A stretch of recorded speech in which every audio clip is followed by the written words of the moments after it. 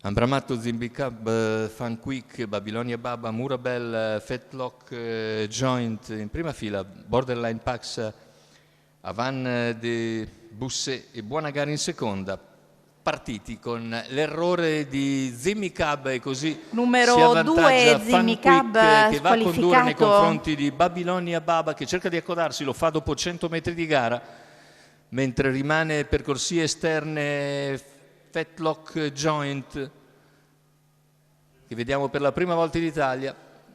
Terza posizione lungo la corda per Ambramato, via gli altri. Intanto 14-1, 200 veloci del rientrante Fan Quick, Roberto Vecchioni in sediolo, che va a completare il quarto iniziale in 29-1, 15 la seconda frazione. Si è adeguata all'esterno intanto Fetlock Joint, mentre alla corda è sempre Babilonia Baba. In terza ruota risale ora Buona Gara. Al largo c'è anche Avan de Busset. Intanto i 600 in 45-2, rallentamento secco dopo il primo parziale molto svelto.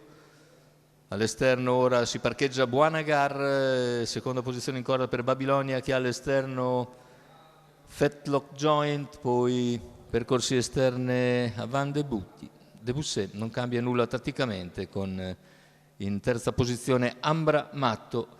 Completamento del chilometro, 1:15,5, 15,2 la frazione, fin qui ha potuto graduare dopo lo strappo iniziale il battistrada e dalle retrovie cercano di muoversi. 400 alla conclusione.